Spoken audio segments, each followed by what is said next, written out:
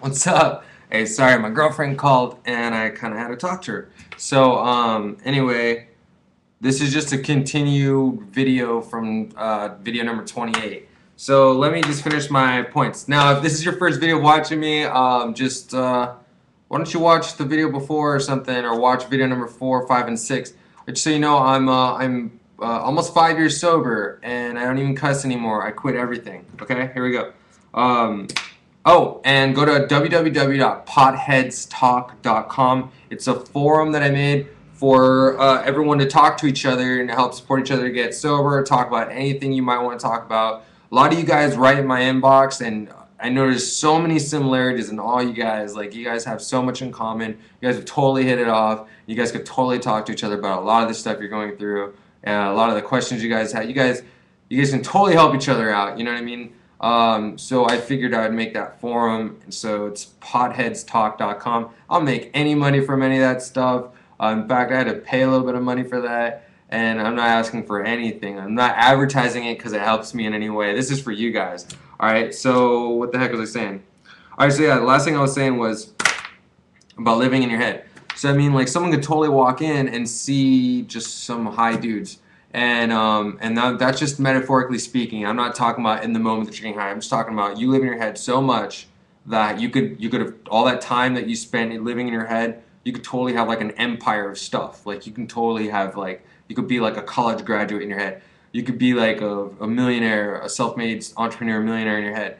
I mean, like you could be like a level 127 Amazon or something. You could be like a Warcraft, like level 500 something. You know what I mean? Like, all that effort that you spend in your head, but none of it counts for anything. None of it counts for anything. It's all a waste of time. Like, someone who spent 5 days in reality will beat your 5 years that you lived in your head. Like, they would have more to show in those 5 days, 5 days of effort they put in this real world, than you would have to show for 5 years of living in your head. Does that make any sense to you? So imagine if you add up all the hours, like, say you're like I was or something, pretty basically smoke weed most of the chances that you get right as you get off work, whatever it is. All that time, you add it all up, let's say it comes to 100 hours, right? You take 100 hours of the time that you spent living in your head, just like being all high and stuff, and then you compare that to, say, 10 hours of someone who doesn't get high at all, what they did with their time. They would actually have a physical product, most likely, to show you what they did. You know what I mean? They might be like, hey, what's up, bro? They might have been like working out their body during all that time. They might be all freaking fit. You know what I mean? Like, they will have like something that they've done here in this real world that they can show because it actually existed. What they did, the stuff they did, wasn't like, they weren't just like all in their heads. Like, you know what I mean? It's kind of like you're sleeping, but worse. You know what I mean? Like, sleep is way better for you than getting high is. You know what I mean? And side note, has nothing to do with what I was trying to say, but for all those people who talk about freaking medical purposes, first of all, I don't really believe that there are any medical benefits for smoking weed, but if there are, 100% of the people that I've ever freaking made friends with and talked to that smoke weed, don't use it for that. So, and if that's you, then don't even bring that up. You know what I mean? Unless you got like a rheumatoid arthritis or something and you're freaking eating your weed, you know what I mean? Not smoking it, but like eating it, then don't even mention that. And also, there's like 100 other things you could do or more than weed. Like, you don't need weed. People are just trying to freaking justify why they get high, and that doesn't even apply to them, so that don't make no sense. So anyway, and then next bullet point. The hardest part is getting started. The hardest part about being a sober person, the hardest part about becoming yourself. And by the way, that's all getting sober is. You just becoming yourself. Okay? You were designed and destined to be this person that you are not today. The person you are today, if you've been getting high with your time, if you've been smoking weed, I don't give a crap if you're a freaking Nobel Prize winning astronaut at the same time that you've been a pothead. You are not who you were supposed to be right now. Okay? If you're a pothead right now and if you haven't been sober. Okay, if you're not sober right now. Sober being at least 3 months. And 3 months is the very tip of the iceberg. It's the very beginning of sobriety, okay? And by the way, you start feeling the good feelings of sobriety like right away. Day 1, day 2, day 3. All these weird, cool little things you start, oh my gosh, you feel so good. Okay? The whole way to sobriety feels good. And once you're here, it feels great and it gets better and better. And to think, like, oh my gosh, all these people who have been sober all their life, like, they just have it automatically and they don't know how great it is to just be so. Like, you're tripping out on something and they're just like, what? Like, what? Like, what are you talking about? Like, it's like no big deal to them. But yeah, I mean, I trip out on it and it's been 5 years and I still trip out on it. Anyway, so yeah, the hardest freaking part about being yourself, aka being sober, is getting started. Like this one dude told me at the gym once. I was at the gym in the sauna, and this dude was like, I don't know. Basically, he eventually said, the hardest part about working out is getting to the gym. Once you're here, it's all easy. But getting here is the hardest part. So the hardest part, in my opinion, the hardest part about anything is getting started. I hate washing dishes. I don't hate anything. I really dislike washing dishes. I really dislike going grocery shopping. I dislike shopping in general. Like I really don't like doing it. The hardest part about washing dishes, honestly, is talking myself into getting off the bed. Like I'll be laying down in my bed, I'll be like, dang, I gotta wash those dishes. The hardest part about washing them is convincing myself to stand up on my feet and make my way to the kitchen. That's the hardest part about it. Once I'm there and I got the freaking scrub in my hand, my hands are wet, and I'm like doing this already, I don't even care about it anymore. It's like, this is actually kind of fun. Whatever. Like, it's like not that big a deal. I'm like, this is like 10% of what I don't like. The hardest part was 90% of the hard part was me walking to the kitchen. Seriously, that was the hardest part about the whole thing. So the hardest part about quitting is getting started. I wanted to quit for 3 whole years. Can you imagine that? Don't let that be you, man. For 3 years. Oh my gosh, like 3 years, man. 3 whole years I wanted to quit smoking weed. It took me that long to finally quit. Thank Jesus that I finally quit. And but man, it took me 3 long years to quit. Can you imagine that? So it took me 3 years to get started. I'm telling you, the hardest part is getting started. It took me 3 years to get started. Okay, from 17 to 20. From the age of 17 is when I wanted to quit, and I really, really wanted to quit, and I hated smoking weed. And I would still smoke it every day all the way to the age of 20. It took me that long to get started. Don't let that be you, man. Think about it like this. What's the worst that's going to happen? It's not going to kill you to quit. It's not like someone's going to walk in your bedroom and shoot you right in the face. It's not like your life is going to end if you quit, okay?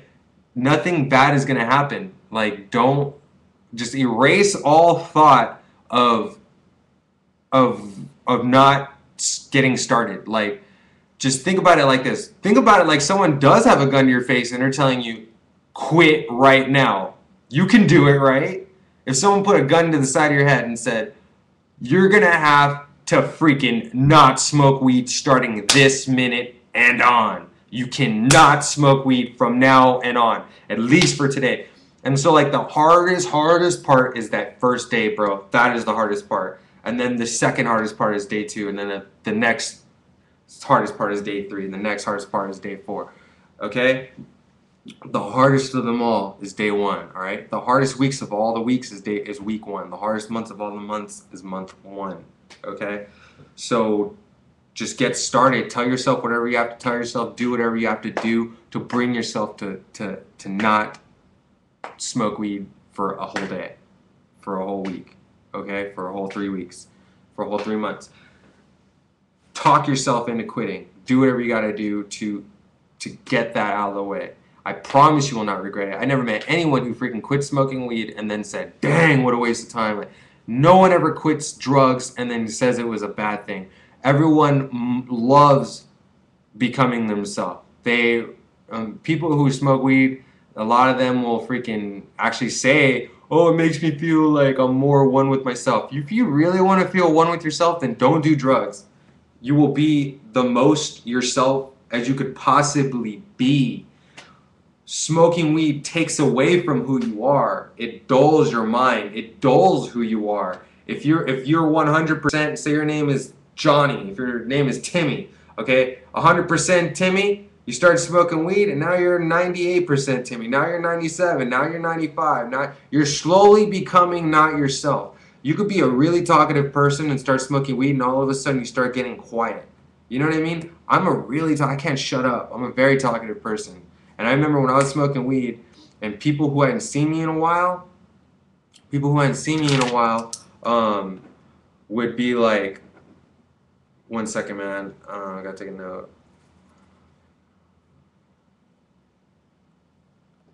Okay, people who hadn't seen me in a while would be like, why are you so quiet? And I would defend the crap out of myself. What are you talking about? I'm not quiet. You're quiet. You know what I mean? But I wasn't really thinking I wasn't really thinking at all about it. But but yeah. So, and I've seen videotapes too. Like after I quit smoking weed, I have like we used to videotape a lot of stuff. I watch videotapes of me. I'm like, dang, I'm all quiet right there. Like I'm with my friends too. There's no reason for me to be shy right now. Like I'm not camera shy or anything like that. Like, um, dang, I just wasn't. I'm really out of it. I wasn't myself. Look at me. You know what I mean? And it was seriously like Tuesday afternoon, walking down the alley with my friends and stuff. Like, on a nice sunny day. And here I am, like, hey, what's up? Like I just have nothing to say. My bad. I got distracted there. But anyway, you become less and less yourself. You're not yourself. The hardest part about quitting is getting started. Another thing I just want to say is, look, I know that New Year's Eve already went by, but you can have your own New Year's Eve. You know what I mean? Have a countdown within yourself. You can like make your own countdown right now. You can be like, okay, you can write a contract out or something. You know what I mean? Like, okay, I'm gonna quit smoking weed. Like, I'm gonna quit smoking weed as soon as I count down from 10. You know what I mean? And you could tell everyone that you know that you quit smoking weed. You could call them all up. You could tell them all, text message them all, whatever. You could say, hey, you know what? Everybody, don't even call me for the next like 3 months or whatever amount of time you want to make up. Don't call me because I don't want to be tempted. And then you can go on Facebook. You know what I would do? I would go on Facebook. Oh, delete your Facebook. Delete your Facebook or change a password. Have someone change a password to something that you don't know. You know what I mean? Like have someone, hey man, change your password. Don't tell me what it is. Don't tell me what it is for like 3 months, okay? And then delete whoever you buy weed from, delete their freaking phone numbers. Go on your cell phone and delete their freaking phone number, and then delete the phone number of anyone who knows those people, knows how to get weed. Delete their numbers and delete all your text messages. So delete all your text messages and delete all the contacts that smoke weed. Even your friends that smoke weed that you smoke weed with. Screw it. Delete their freaking number and let them know. Say, hey man, I'm trying to stay sober. I know you might disagree with that decision. Don't even question me. Just if you really care about me, if you love me, then don't freaking call me. I'll call you, all right? And then yeah, delete all that stuff. Delete your Facebook, friends, phone numbers. And then have a little countdown, you know what I mean? Be prepared. Like, all right, I know what I'm going to do now. As soon as I get down to 1, I'm not going to smoke weed anymore. Oh, and by the way, break your bong, break your pipe, throw your zigzags in the water, flush them down the toilet, get your weed, smash it in the dirt, and then flush it down the toilet, whatever. Destroy all the options to smoke weed. Make it impossible for you to smoke weed, you know what I mean? Make it really hard on yourself to relapse. Who cares, man? Are bongs worth anything to someone who freaking doesn't do drugs? No. You know what I mean? Like, if someone handed me a blunt right now with the whatever, if someone gave me, I would be like, this is freaking useless. Get that crap out of my face. It means nothing.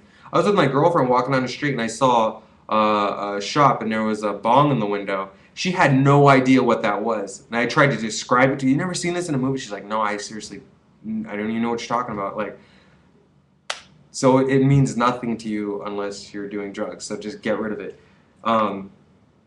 Anyway, and then another thing. So have a countdown: 10, 9, 8, 7, 6, 5, 4, 3, 2, 1. And when it gets down to 1, just be all excited about it. All right, cool. I freaking quit. That's it. That's it. It's done. Sign the freaking paper. Put it on the wall, and freaking you're done. I am a new man. Signed.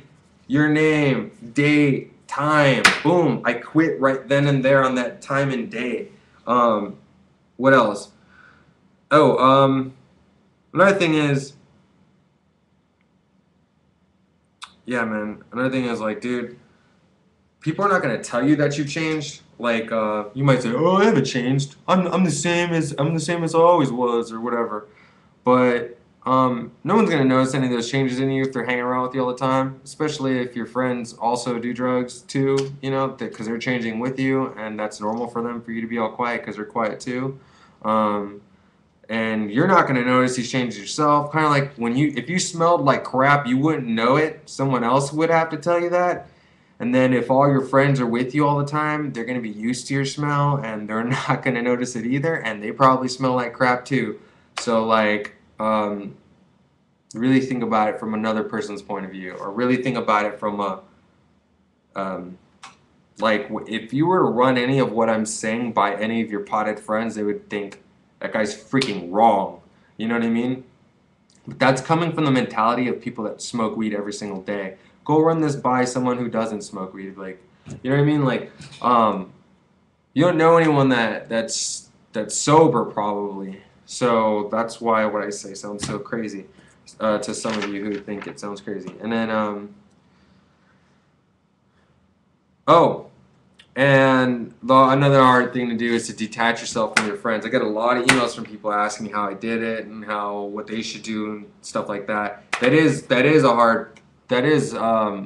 a step that you have to take though, man. It's a step you have to take. I relapsed like I remember I relapsed a lot of times because the one thing that I didn't change was hanging out with my friends.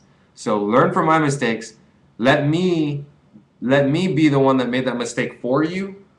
Don't be like, oh, I know what I'm doing, I'm blah blah blah, and just screw that, man. Let me tell you from my own experience. I know it can happen, and it may. It's smoking weed's a two-part addiction. You got to quit your friends, and you got to quit the weed too. Okay, if you smoke weed with a lot of your friends, some people just blaze it, whatever. But for me, it was like I was always smoking weed with my friends, so. It's a two-part addiction. Get rid of them both. It is very hard to do, but you can bring yourself to do anything, especially stuff that you can control, like hanging out with your friends. Like, you can totally control that. No one's forcing you to hang out with anyone. I promise you, the first day of me being sober, I stayed at home and watched a movie on a Friday night. I never ever stayed home on a Friday night before. I've always gone out. I've always hung out with my friends. I've always done something. Since even when I was doing innocent things, like since the age of 14, I've been going to the movies and the mall with my friends. Innocent things, 13 even. So at the age of 20, it was Friday. It was a Friday when I quit smoking weed, I believe, and came home, and instead of going out, I just stayed home and watched a movie with my family. Instead of going out and doing anything, I was just like, that was the funnest thing. It was like it was way more fun, by the way, than going and smoking with my friends. And I was super duper proud of myself. I was like, oh my gosh, like. And then this past New Year's Eve too, like I was able to just have a super subtle New Year's Eve, like just hang out, just with my immediate family and my girlfriend, and just super low key calm. Before I had to like have a 32 pack of beer, and I had to be all prepared with all this weed and a full pack of cigarettes, 2 packs or something. Like I had to be loaded. I had to be freaking super drunk by the time that ball dropped and all that crap.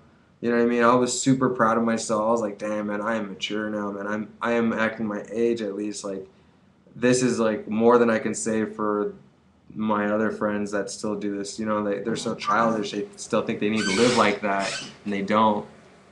But yeah, dude. Whatchamacallit? So yeah, detach yourself from your friends. It's hard to do, but do it. And you can talk to other people on that. Hopefully, you guys talk to each other on potheadstalk.com. You guys can talk to each other about that.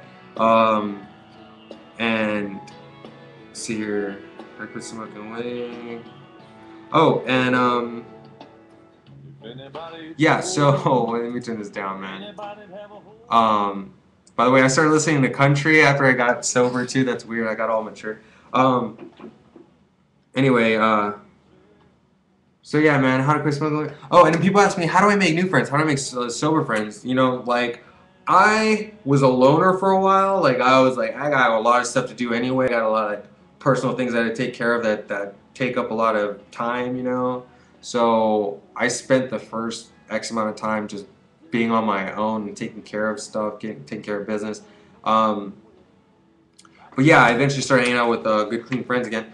So yeah, just about 100% of the people might be potheads. You can, honestly, dude, what I did was I straight up went to church and made a whole bunch of friends at church. And they were super welcoming, dude. And I even like I went to two different churches. At one of them, I just told a bunch of kids. I said, "Hey, man, look, it's like it's probably hard for me to do or whatever." But I was like, "Look, I used to smoke weed and I don't anymore, and it would be great if you guys can like invite me or call me up, whatever, because we exchanged phone numbers, or I exchanged phone number with one dude, and I think I told him this in a text message, and I was like, "Hey, what's up, Kyle?" I was like, "Hey, man, he's like my age and stuff. And he hangs out with a bunch of kids my age, and or a bunch of dudes my age, whatever, people my age, and I was like, hey, man, it might be hard for me to ask this, but whatever. I don't smoke weed anymore, and I really would rather hang out with your group than my own good friends. You know what I mean? Like they're no good for me, to be honest with you. I mean, I've known them since like seriously, like elementary school, middle school, and yeah, and they're a great group of guys. But we live life so differently right now that we don't have anything in common with each other. We can't really be around each other for longer than 30 minutes without wanting to like say peace out. You know what I mean? Because we don't have anything in common, really. And it's like they're gonna have to come to my level. They're gonna have to meet me at my level. They're gonna have to meet me at my level for me to hang out with them, or I'm gonna have to reduce myself to their level for me to hang out with them. And I'm not gonna do that. And they are gonna have a hard time meeting me. So yeah. So church, I highly recommend it. For those of you who are not warmed up to that yet, other stuff, eHarmony. You can try eHarmony. Go on eHarmony.com and make an account. You can talk to a bunch of people that are so much like you. Oh, but that's for like dates and stuff, or like other opposite sex. Suppose you have a girlfriend or something, you already or have a boyfriend or girlfriend, then maybe that site wouldn't be for you. But yeah, because eHarmony, you have to like fill out a questionnaire kind of thingy.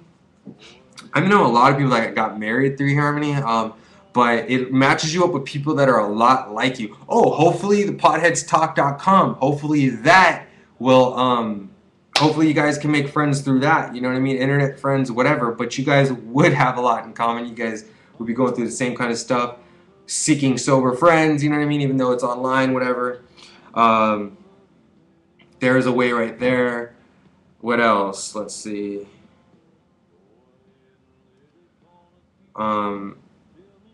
How else can you guys make friends? Oh, if you can afford it, like you can go to like play some sports or something. Go to the gym. The gym you might eventually, it might take some time, but you might eventually meet people by going to the gym all the time every day.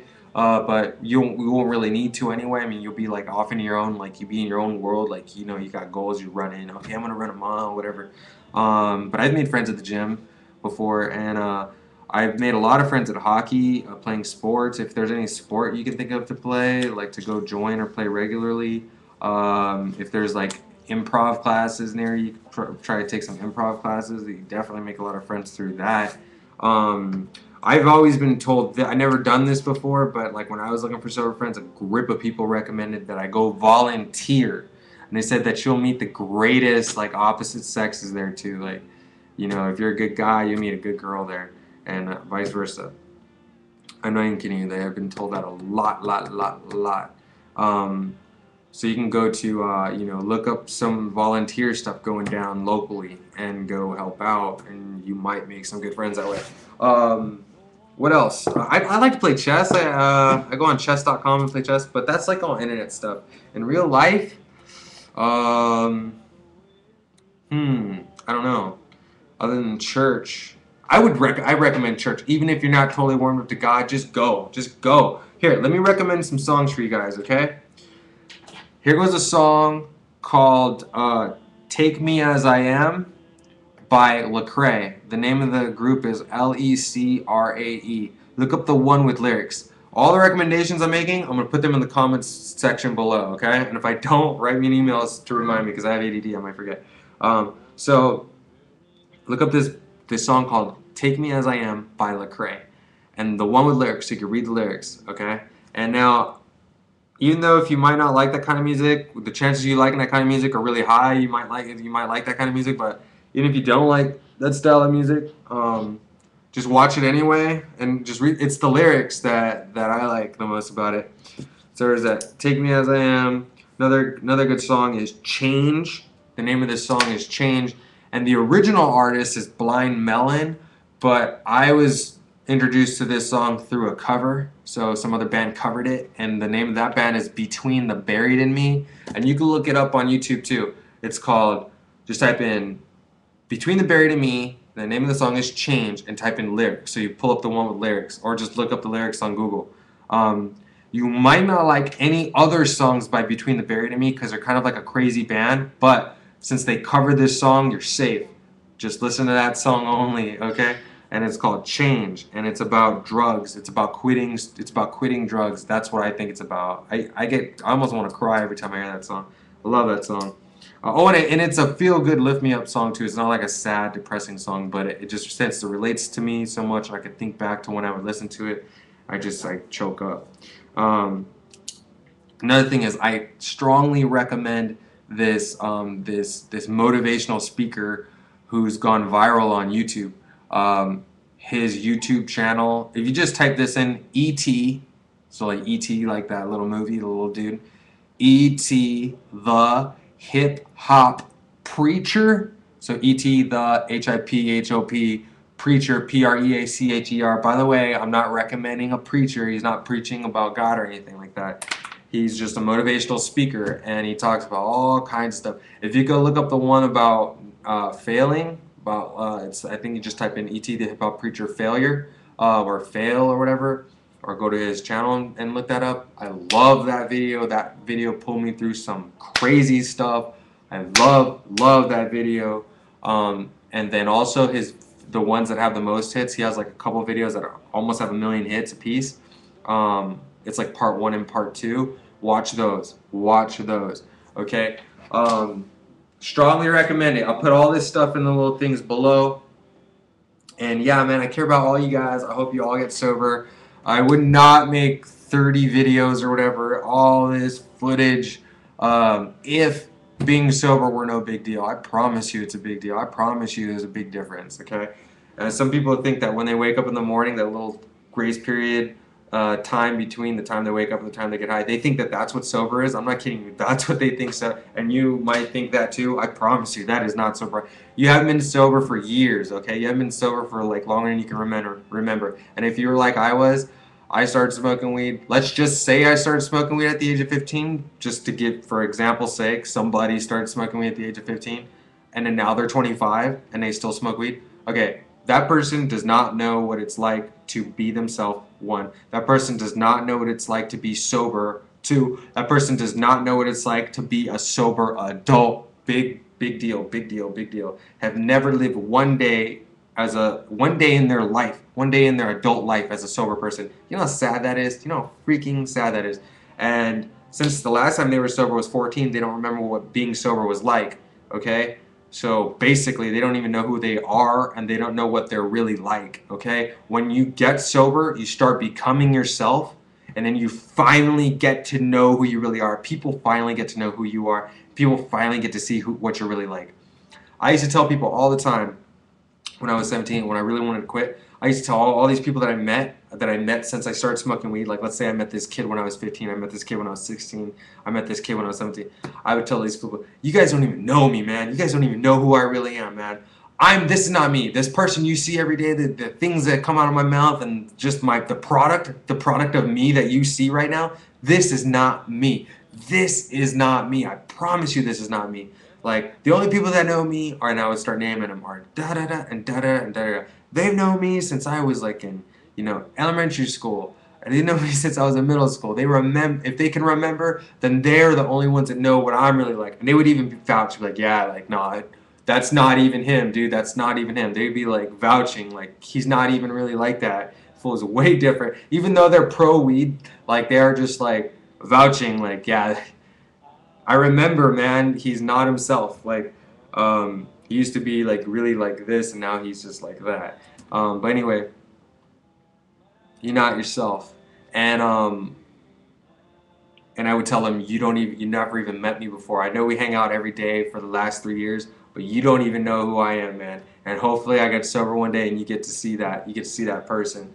And now that I am sober, and I detached myself first from those people, and then I got sober. And sometimes I will see these people randomly on the streets or just at like birthday bashes, and they would be like, "Oh my gosh, is it you?" And when they hear me talk and stuff, they'd be like, "What the heck? Like, what's going on?" Like, because they never met me before. Do you know what I'm saying? Like, and then the ones that knew me since I was a little kid are like, "Oh my gosh, dude, what happened?